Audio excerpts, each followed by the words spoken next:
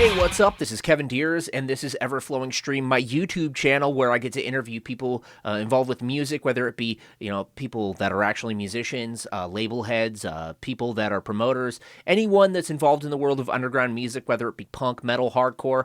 I'm totally going to branch out. I have my eyes set on some very different style bands, so I'm looking forward to that. But today I'm going to be interviewing a drummer for an ass beater of a band called Bodysnatcher. This is Chris from Bodysnatcher. We get to talk a lot about, the early days of MySpace Deathcore. We get to talk about Florida hardcore, all that good stuff. And we're going to be kind of chewing the fat on the new album, Bleed Abide, available now on Monarch Heavy. So definitely check this out. I'm looking forward to sharing this with you. They're on tour right now with Dying Fetus, Undeath, and Frozen Soul in Chelsea Grin. I'm going to be seeing the show this Saturday in Seattle, but they're going to be hitting up all around the United States. So make sure you go out and support these bands when you're on tour, and you might want to wear a helmet during Bodysnatcher because they're notoriously brutal mosh pits. So good times. Right now, I will mention that the audio and the video on my end aren't synced up perfectly because my Elgato stream cam thing was a little messed up at the point, but it's all good. I'm glad I got this out there, and you probably wouldn't have even noticed if I didn't say it. But either way, here is my interview with Chris from Bodysnatcher. Rate, subscribe, comment, all that good stuff. Right now I'm talking with Chris, the drummer for Bodysnatcher. They're going to be releasing a new album called Bleed Abide, April 22nd, and it's going to be out, I believe, your first one on Monarch Heavy. Is that right? Yep, yeah, our first full album on Monarch. We did some singles and stuff last year throughout COVID, but yeah, this is the first full album. That's awesome, man. So you guys gonna probably by the time you hear this, the album will be out, so you can stream it now. You can pick up the album, you can order it.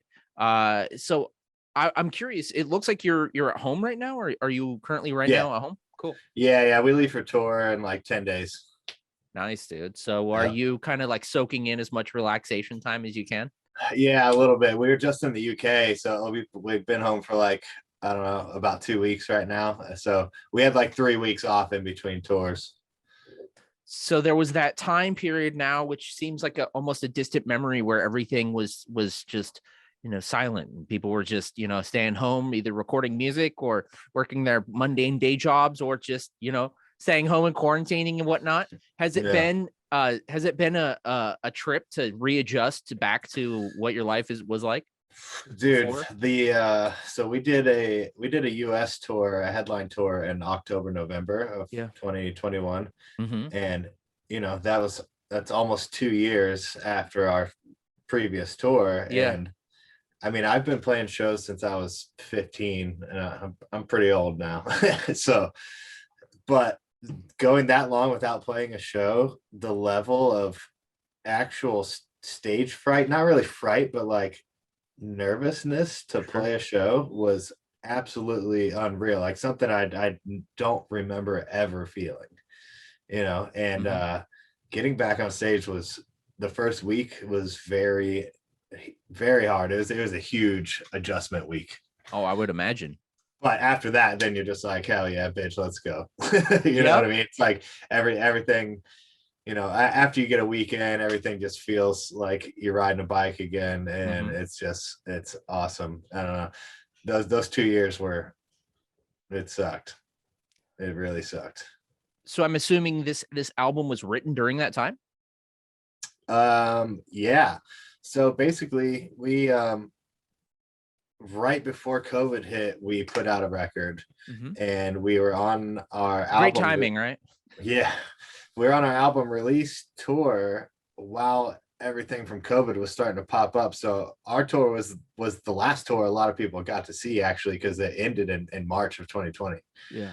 So I don't know. It was very good. But so while we were on that tour, we had people from Monarch show up to our show in Brooklyn, and they kind of started talking to us, and we got each other's contacts and stuff. And during that first month of COVID, we nobody knew how long it was going to be. You know what I mean? Like nobody knew that this was going to be more than a month off. Mm-hmm. So once we knew that, I contacted our manager and the label, and I was like, hey, since we don't know how long this is going to be, can we just like start writing songs and releasing singles? And he was like, what do you mean? I was like not have these songs be on a record. Like Yeah.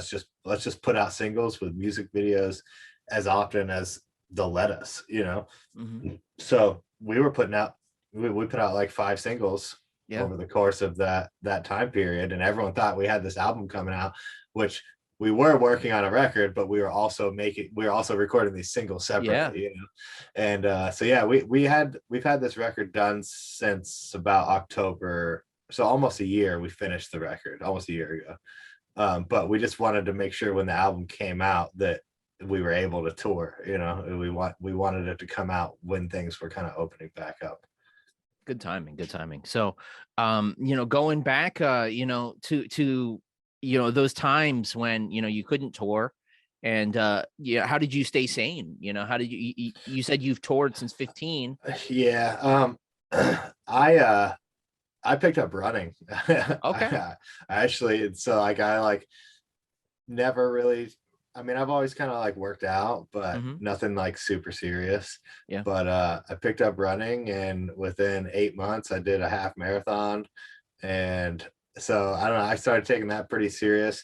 But I also run a recording studio, so I stayed pretty busy. I do a lot of just like mixing, mastering work. So bands nowadays have plenty of means to record themselves, you know what I mean? Just Mm-hmm. not all of them can make it sound good. So I stayed. Actually, 2020 I was actually extremely busy because the everyone was getting the checks, you know what I mean? Mm-hmm. So Yeah. I stayed pretty busy in 2020. Nice. Okay. So you're running, you're staying in shape, you're keeping cardio for when you go back on tour. That's Yeah. good. That's good. Okay, so I'm curious about kind of like you said you first started playing music at 15. What was your entryway into underground extreme music? Because not everyone started with like a Metallica CD. I started Yeah. with like a No Doubt CD, and then Oh, I got dude. into punk, and then I got into hardcore, and then I got into metal. So it Yeah. was like a gradual kind of like Oh incline. yeah. Me too, actually. So when I was like, my whole family plays music. Oh, awesome. All my grandparents on my mom's side are piano instructors and Oh, chorus wow. instructors, like for their job. And so I was around music a lot when I was a kid. Hmm. But I started skateboarding when I was like I don't know, third grade or fourth grade or something. Nice. Yeah. So like, yeah, same thing. I was really into No Doubt. I was really into like the Offspring Yep. and stuff like that. And then when Korn came out, I was like, what is this? And then Slipknot came out, and that first Slipknot album, I remember when Wait and Bleed came out, and I saw that video on Hmm. MTV. I was like, oh my God. And I had a brother who's 3 years older than me, so he really got into that stuff because he was a little older than me, so he started playing music. And then my freshman year he had started a band, and he was like, hey, you got to learn how to play drums. And I was like, okay. So he just like sent me a video of this dude playing the songs that they wrote, who wasn't in the band anymore, and I just Hmm. studied this video when I was in freshman year and learned how to play these songs, and then played a show 2 weeks later. Yeah. Yeah. Dude, that's all okay. That's like super DIY. That's like very punk, just Yeah. like here's some And instrument, everyone, learn it, dude. yeah, everyone. So here, there's the scene here was like, it was very DIY. I mean, I That's remember awesome. flying for shows my Mhm. whole life, Yeah. and we had a skate park here. We had shows at the skate park every Friday, shows at this place called the Crystal Ballroom every Cool. Saturday. And it was all local stuff. And it was just, there'd be like 150 kids every single weekend. Yep. It was awesome. That's cool, man. So okay, so then you get into heavier and heavier stuff, and what was your first band like that you were proud of? Is It it was Body a Snatcher? No, no, no. I was in a band called King Conquer before Oh, this. I know King Conquer. Yeah. Yeah, yeah. Yeah. So that was like the main band that actually did stuff, and that was a serious band. We Yeah. toured a lot Oh all over the yeah. place. Um, I think you guys played at Studio 7 in oh Seattle. yeah, Yeah. yeah. That Yeah. was like one of our favorite spots to play, actually. RIP Yeah, Studio 7. Yeah. yeah. But so like throughout high school, what was King Conquer was, it was just a different band when we were in Sure. high school, Yeah. and there was a huge punk scene down here, like Against Me is from my town. Oh yeah. And back then I remember the first time I So saw Against Gainesville. Me. No, Okay. Oh. they say they're from Gainesville. Oh. But they're But not. before they moved to Gainesville, they're from Naples. Okay. And Okay. but the first time I saw them, it was just a dude playing on buckets and a dude with an acoustic guitar. And it Super was folk punk. Yep. oh, so awesome. Yeah. And And dude, and that band is still so good. They're still yeah. one of my favorite bands. But yeah, so there's a big punk scene down here, a big pop punk scene later on through high school. So like I'd say like 2005, the pop punk scene down here got really big. But down here we did mixed genre shows, and everybody was all about the like hardcore. Deathcore wasn't even a thing. It hasn't even been thought of yet. And I remember seeing bands like With Honor and Where Fear and Weapons Meet, and like Dead to Fall, and like the like the more metal side of the hardcore started happening. Dude, that breakdown in the Bastard Set of Dreams. Oh my god, yeah. I still listen to that album. So good. And like Remembering Never and Until the End, like those are, if living in Florida, you just saw those bands, all the time. It was so awesome. Okay, did you ever see the band Implosive Disgorgence? Dude, I toured with that band. Love that band. They are so like they're the heaviest band. Like I discovered on MySpace. I follow them on Instagram. They're not very active. Apparently, they're still a band. I want to see them super bad. But they're supposed to do something. They're just this small MySpace core band that I really wanted, like that first demo. Dude, they had, that was like before slams and the more core side were popular, but they were already doing it, and they still did it better than what bands now are doing. Like that band is so fucking heavy. It's crazy.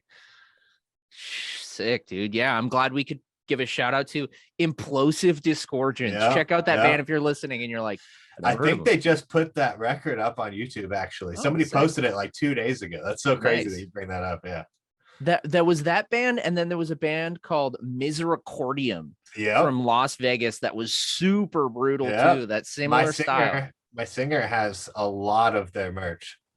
Yeah. Damn, dude. Yeah, he has a storage unit filled with old bands like that. Like I'm talking, he has like probably thousands of shirts of old MySpace. Damn, this guy needs a Depop store. Oh, he's got one. Yeah. Okay, nice.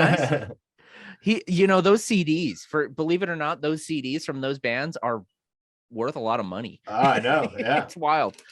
We're getting deep into the wormhole here, but I'm curious to you because for a little while, the term deathcore was kind of like almost deemed an insult in certain circles, but now there's like a renaissance, it seems like, and they've shed that that like layer of it being a bad thing. How do you feel about that, man? It's definitely kind of cool.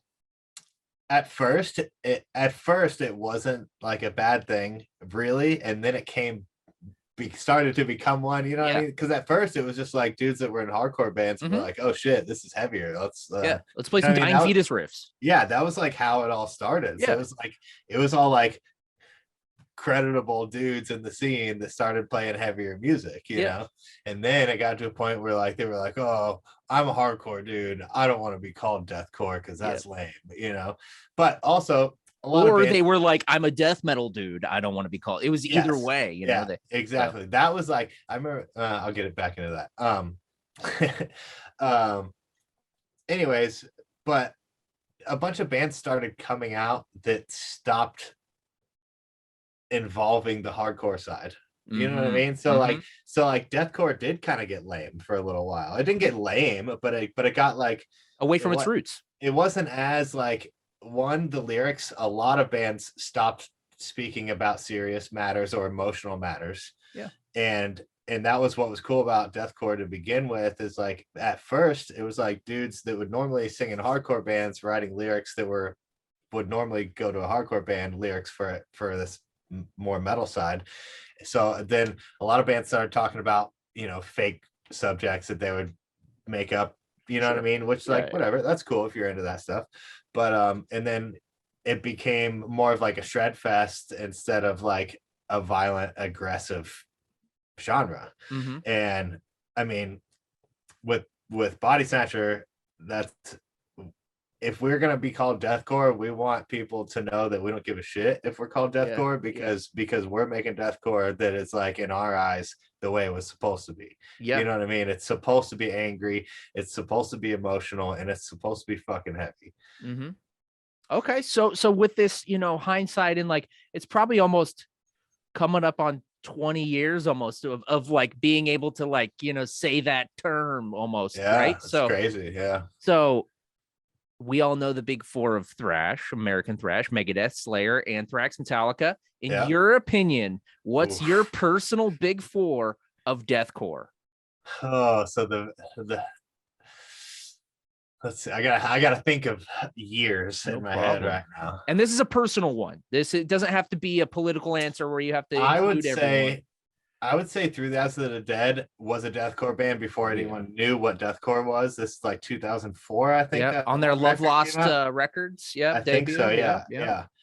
And then I would say the very first All Shall Perish record before Eddie was in the band, the Hate, Malice, Revenge. Okay. And then you just have to put Whitechapel and Suicide Silence. Mm-hmm.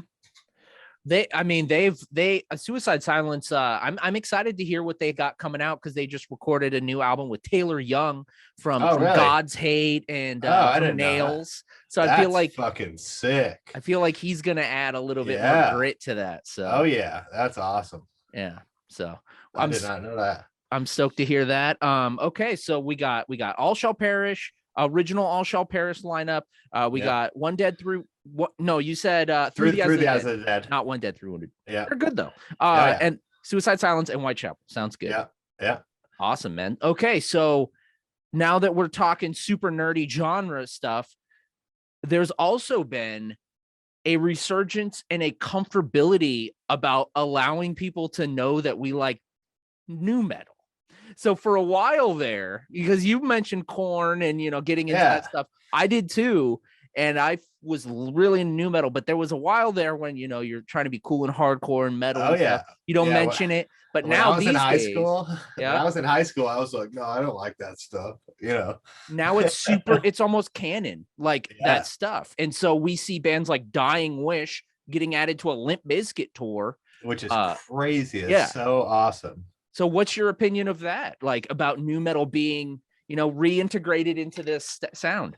Dude, I literally texted our manager yesterday and I was like, that Kitty reunion tour, get us on it. Yes. You know what I mean? Because like, who cares, man? People that like heavy music, especially people that haven't found the more underground side yet. If you play, like if our band was to play in front of a more mainstream crowd that's into music, like say Kitty or Korn or something like that, they would love our band. Yep. You know what I mean? And it's like, so why are you going to shy away from that? I get that a lot of people in the underground scene might not be into that stuff, but I don't know. I'm all about like tours that mend genres, especially if it's all different sides of the heavy world. It's just going to help grow heavy music as a whole. And I mean, everyone needs a gateway, dude. And we were mentioning, kind of, and 2002, I think, or so, when Tool put out Lateralis, I saw Meshuggah open for them, which is so sick. Yeah, I wasn't quite ready for it at that point, but I was also just interested. And so that got me rolling with like, oh, this band Meshuggah, so it's got to be a gateway, so it's all about that. You're wearing a Walls of Jericho shirt. They toured with on Family Values. Yeah. They played tons of huge fests like that with so many different kinds of bands. Absolutely. Cool, man. Well, okay, so you guys are all about the crowd participation. You get to a Bodysnatcher show, sometimes it's safer to be in the pit than on the sides of the pit.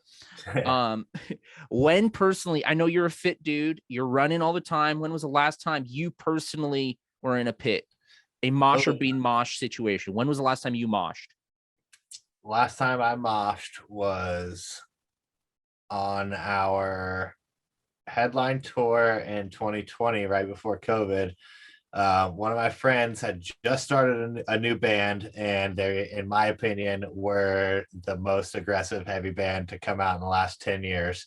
They're not a band anymore, but they were on like 5 days of our tour. And the last day that they were with us, I moshed, and yeah, it was awesome. It was a band called Strangled. Strangled? Yeah. Okay. From Florida?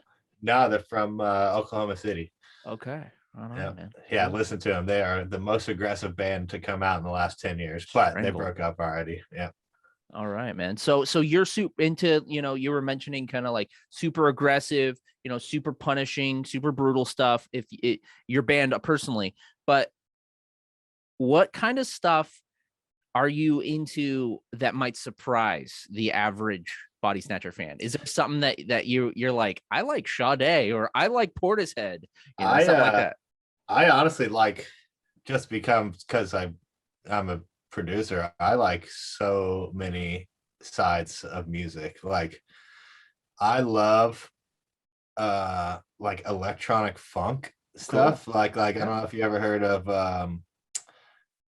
Big Gigantic or Grizz. I've never heard of them. It's very, very like funk driven electronic music. I love Cool. stuff like that. I also like, there's a two dudes called Cherub, like Mm-hmm. them a lot. Okay. But then I'm also really into like the early 2000s emo Mm-hmm. pop punk stuff. Like Taking Back Sunday is one of my favorite bands. You gonna be at When We Were Young festival? I wish. We're gonna be on tour. Okay. Okay. One of my friends got 4 tickets for it, and I'm like, dude, I can't go. I'm curious to see what the reaction is like when Knocked Loose plays, and a bunch of It's like us old people are like, my knees. I think people are gonna be all about it. Okay, I think nice. it's gonna be really hard to see everyone you want to see. Oh yeah. Are they gonna have like a rotating stage and everyone plays one song like I Heart Music Festival or something? I don't. That would be fucking sick, actually. Just play the song, play the single. Yeah, yeah. Dude, that reminds me. I saw Jimmy World in college, and they were drunk frat dudes in the front row that were taunting the singer the whole time, yelling, "Play the singles, Oh play my the god. middle," and it was silent aside from these dudes. So awkward. That was a big thing back then, where like bands like that would go play college campuses. That Yep. doesn't happen very often No, anymore. not too I often. remember No. I saw, who the fuck was it? A Hoobastank, I think, at a college Nice. campus. Okay. In that one band that totally got canceled, Lost Prophets. Yikes. Yeah. Yes, that for good reason. Yeah. Oh yeah. Oh That yeah. was like, that band got canceled before getting canceled was a thing. Oh yeah. Definitely. Damn, dude. Okay. Okay. Looking back, you were mentioning that member of your band has thousands of t-shirts. You probably have a sick collection, but what was your first band t-shirt when you were a kid? Probably a local band of some kind. Yeah. Yeah. Actually, no. I remember my first real concert. I was in either 6th grade or 7th grade, and I saw Seven Dust. Oh, And nice, dude. dude, I remember they had these. So where your monitors are on stage, they Mhm. had these trampolines that were angled back, so they would jump on it and they'd come back into the stage, and their guitars would hit the ground. And I thought it was like the sickest thing I ever saw in my life. I've never seen Dude, anybody do that ever again. move over ego box. We're going trampolines, Yeah, bro. yeah. It Dude. was so fucking sick. Holy shit. That is I thought you were gonna say people were stage diving off the trampolines, but No, it was like they were using the trampolines to jump backwards. You know what I mean? damn, acrobatic shit on stage for Seven Dust. Who would have thought, man? And they're still going. That is one band that I will Just say they never got to the height of heights, but I think that they've been consistently good. and they never got like they were always like a band that was like heavy, but they were mainstream, and they never got less heavy. They always Mhm. stayed true to themselves, which is awesome. And their singer LeJean has like one of the best voices in heavy rock. Oh yeah, yep, I agree. Awesome. Cool, man. Well, I'm curious about what is the worst live show you've ever played? Because I'm sure, growing up in a DIY scene, you probably played some sparse shows. What's one that really takes a cake for the worst? One, oh man, it's so weird to think about, because like Because you play great shows now. I'm sure there was like, I mean, when King Conquer was touring, there was a lot of bad shows, Yeah. like shows where you're just like, damn, we should just play 3 songs tonight. You know, we didn't, Yeah. but um, man, there was one show I remember that was just, it was like, so if it's a small venue and there's not a lot of people there, it's not a big deal. Yeah. You know what I mean? But there was one time we played Harpo's in Detroit, and that's like an 8 foot tall stage. It's Okay. like I don't know. I don't. My memory's pretty foggy, but I'm pretty sure it's like an 800 cap venue. It's a It's a very big big. place. Yeah. So if you've ever seen the Hatebreed DVD, that's where they filmed the Hatebreed Oh, DVD. wow. Okay. All right. So I think there was like 50 or 60 people paid. You know Yeah. what I mean? So like 50 people can't even fill the fucking in front of the stage. You Yeah. know? And it was just, I just remember being like, wow, this is so awkward. That was with King Conquer. And the crazy part was like that was a sick tour too. That was like As Blood Runs Black and Thick as Blood, and Yeah. like that was a good tour, but there was just nobody at that show. I don't know. Damn, dude. You're like, can we play in the lobby? Like, Yeah. Oh, and even now with Bodysnatcher, we the last tour we had one of the shows sold out because we were in a small room, and they asked us if we wanted to switch shows because there was another show going on in the other room, yeah. but Was ours that had. Funhouse in Seattle? Yeah. Yeah, Were you that's there? where we're in Seattle. Yeah. Yeah. This is All my right. radio shows in Seattle. So, Oh, sick. So yeah. that night on the last tour we did with Left to Hmm. Suffer and stuff, Yeah. they asked us if we wanted to swap rooms. I was like, absolutely not. I love that small spot. Yeah. You're in a pit to survive situation there. Yeah, So, yeah. I like that little. I mean, I like yeah, I like the big spot too, but the fun house is just, I don't know, it's chaotic and fun. I like it. absolutely, man. So again, I'm chatting with Chris from Bodysnatcher. Bleed Abide is available now on Monarch Heavy. Before I ask you your last question, I'm curious, if someone can't make it out to your tour, maybe they got kids they got to take care of, working or whatever, what's the best way to support you guys? The best way to like actually support us as individuals, like if it would help us make any funds, is from our actual Bodysnatcher official website. Awesome. So all the merch that's sold on that website, it's printed and shipped from, I mean, a state way far away from us, but the profits from that, we actually see those profits. It's controlled by you guys. Awesome. Yeah, well, yeah, it's controlled by the merch company, but we actually get paid from that. But also ordering the album, just getting album sales up, even though that all goes towards paying back like our what we get fronted from the label.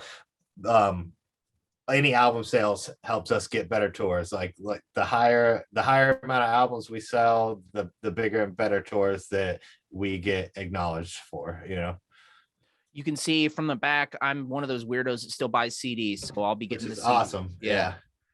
And we just spent a full day signing CD booklets before they get sealed into the CDs. So the first 1,000 CDs that get sold have our signatures on them, sealed in the package. Oh, that's cool, man. That's awesome. It's very sick. Awesome. So order that again from Monarch Heavy. But my last question for you, dude, all your years of touring, working out, doing all kinds of wild stuff, I'm sure you get into, pick a scar on your body, show us if you can, or at least tell us the story of how you got the scar. One story I cannot tell. Okay. Because it's don't want to incriminate you law-wise. Yeah. I could get in trouble. I have oh man, let's see. I got one that's a big one that happened when I was a baby. That's not really that cool. It's just an iron fell on my hand when I was a kid. I have a scar like right on my pelvic line. Mm-hmm. So you don't need to show it. No, I won't. But so when King Conquer was on tour, I forget what year it was, but basically I got staph infection. I didn't know it was staph infection, and I started getting this crazy fever. And I went to an emergency room on tour, and the guy was like, holy crap, we need to do something about this right now. And I was like, okay. Oh no, this one was on my stomach. Sorry, on the bottom of my stomach. And And I was like, okay. I was like, I had never even heard of what it was. I didn't know Yeah. what it was. And he's like, basically, he's like, have you showered every day? And I'm like, dude, I'm sleeping in a van right Yeah. now. Like, no, I haven't. And he's Yeah. like, well, you got staph infection. Basically, it's like an infection. It's like a huge pocket of pus, basically. Mm-hmm. And they cut my stomach open and drained like so much shit out of my stomach. And then he's like, all right, I'm gonna pack it full of gauze, but Yep. they give you a shot, you know what I mean? So like you don't Mm-hmm. feel how much gauze is going in Oh there. yeah. So I didn't know that there was like this string gauze, you know. Yep. And then he's like, all right, try not to sweat for the next week or so. And I'm like, and he's like, and then a couple days come back and let me get that gauze out. And I was like, dude, I'm 500 miles away Yeah. tomorrow and I Yeah. have to play a show tonight. And he's like, we'll just do that. So I'm like, Yeah. Try playing not to shows. sweat on stage. Yeah. I'm playing shows with like this half-inch thing of gauze Yeah. hanging out of my stomach, you know. And Yeah. then I called the guy, gave me his number, and like so I could like ask him what I needed to do and Yeah. stuff. And 2 days later, he's like, hey, listen, this is probably going to be the worst pain you've ever felt in your life, but you need to pull that gauze out. Yeah. And I was like, okay. So we stop at a rest area and I hold my stomach and I start pulling this gauze out. And there's 4 feet of this gauze packed in my stomach, and just blood and pus is falling out. And that was the worst experience on tour I think I've ever had in my ever. Yeah, it was disgusting. Sucked. And then as soon as I got home from tour, it came back, because once you get staph, it's like you're way more prone. And that was the one that's on my pant line. And that one I caught before it was bad. I just remembered what it looked like. The guy at the hospital tried to drain it, and then that night I woke up with like a pool of sweat, fevers, and I went back to the emergency room, and the doctor at nighttime was like, why did you try and drain that? And I was like, you guys did earlier. And that time I was in the hospital for 2 weeks. And did you get sepsis? No, I just had really bad staph infection. Or MRSA. Yeah, that's what I had. And they had to they put me on an IV antibiotic for 2 weeks in the hospital, and I couldn't walk because the pain was so bad on my pant line. And yeah, dude, that was bad. That was a huge hospital bill that I never paid. There you go. Shout out to the American health system. I had the same thing. I was working in a used record store, so my hands were always dirty, and I just thought I had like a pimple on my belt line. So I was like, I'm just gonna pop it. And then I was like, is this a spider bite? No, it turned out it was MRSA. And I didn't know about MRSA. I'd heard about staph, but you don't really think about it much, right? So but I got it, and it was the biggest fucking thing. And they drained it, and I had to, every couple days, I had to pack it myself and unpack it. It was so heinous. Dude. Yeah, dude. I had to pack it myself. But I can only imagine on tour when you're like with all these other dudes, and like it's not like you can exactly get to like alcohol and gloves, and it's just like, wow. Yeah, it sucks. Brutal. But now Planet Fitness is a thing, so you can shower every single day. Oh, there you go. There you go. Nice, man. Okay, well, end with a gnarly story. And now you can listen to a gnarly album. See, I brought it all back to the album, man, with synchronicity here. Bodysnatcher, Bleed Abide is out now. Any final words for the Northwest and Seattle audience? We'll be there in May sometime with Dying Fetus, Chelsea Grin, that's Frozen Soul, and Undeath. So yeah, that's at Elkhor Zone too.